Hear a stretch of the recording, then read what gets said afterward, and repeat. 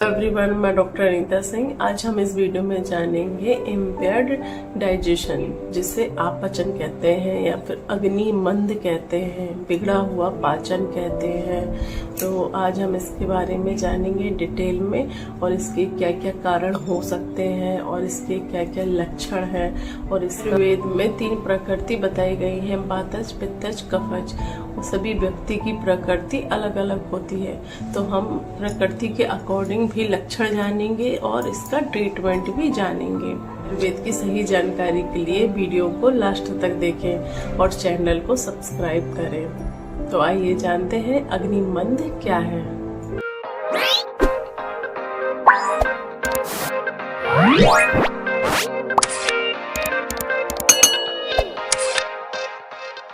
आयुर्वेद में अग्नि को मुख्य महत्व दिया गया है, क्योंकि यह स्वस्थ और बीमारी का सबसे बड़ा कारण है।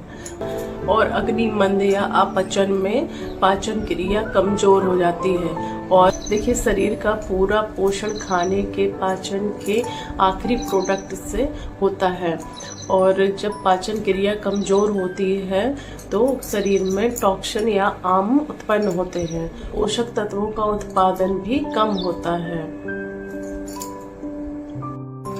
देखिए, और कुछ लोग तो टाइम से खाना खाते हैं और हल्का खाना भी लेते हैं, तब भी उनका डाइजेशन अच्छे से नहीं हो पाता। जब डाइजेशन अच्छे से नहीं होगा तो कुछ सिम्टम्स दिखाई देते हैं, प्रॉब्लम होती है, जैसे कि अरुचि, खाना खाने का मन ना करना, खाने का स्वाद ना आना, और हाइपर एसिडिटी, गैस की प्रॉब्लम होना, बार बार डकार आना, और कॉन्स्टिपेशन होना, कब्ज की प्रॉब्लम होना, या फिर स्टूल का हार्ड निकलना। तो ये कुछ प्रॉब्लम्स होती हैं। अब बात करेंगे अग्नि मंद या फिर इम्पेयर्ड इंडाइजेशन के कारण क्या क्या हो सकते हैं।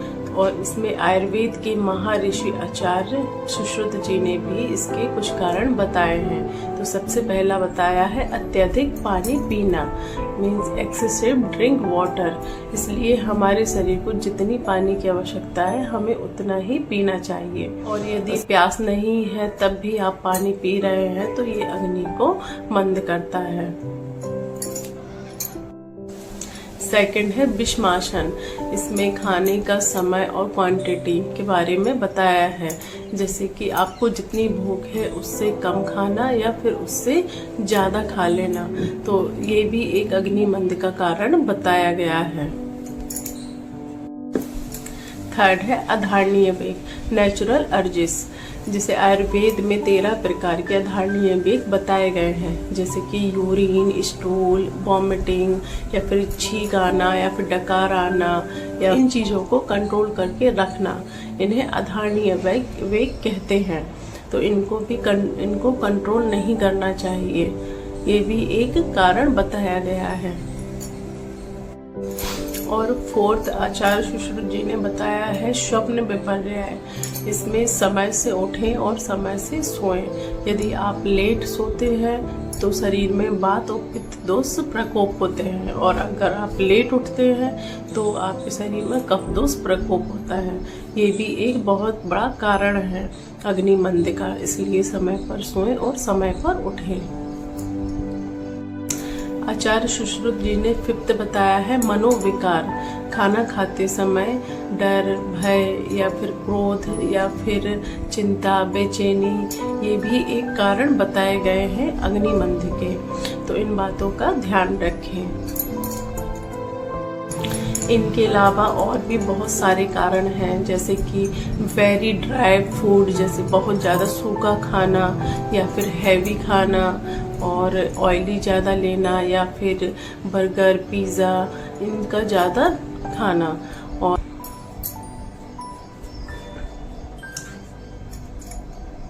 और मीठा ज़्यादा खाना, कैफीन या कॉफ़ी या फिर चाय का ज़्यादा यूज़ करना, तो ये भी कारण है।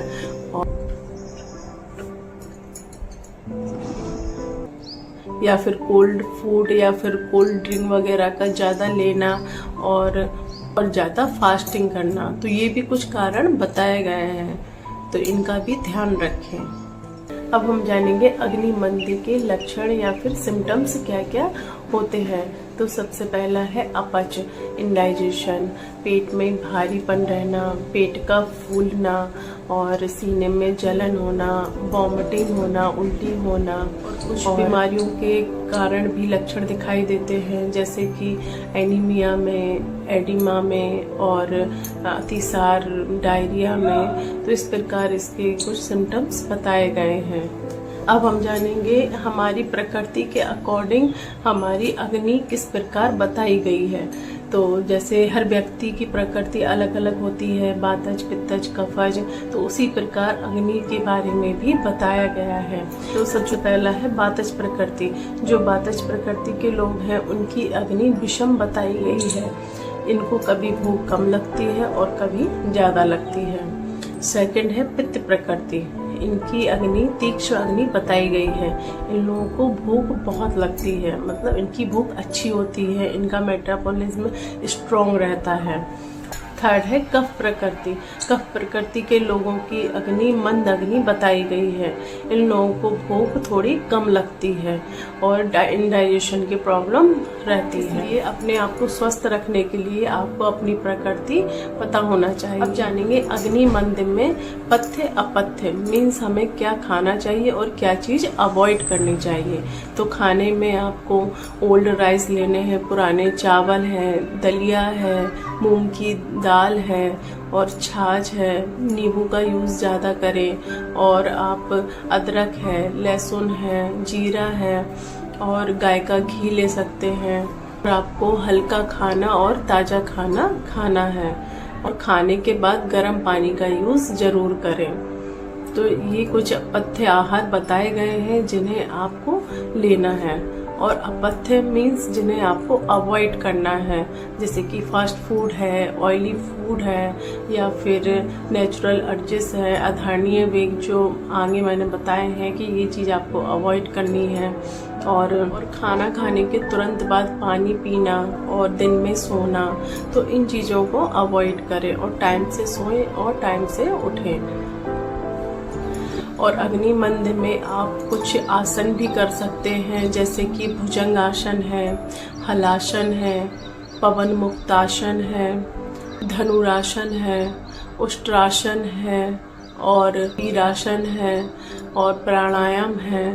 तो ये कुछ आसन है जो बहुत इफेक्टिव है और इनको आपको रेगुलर जरूर करना चाहिए। अब जानेंगे अग्नि मंद में कुछ होम रेमेडी जो आप घर में आसानी से कर सकते हैं। तो आप सबसे पहले हरण का चूर्ण ले लीजिए 2 से 3 चुटकी। फिर उसके बाद आपको सौंठ का चूर्ण लेना है 2 से 3 चुटकी।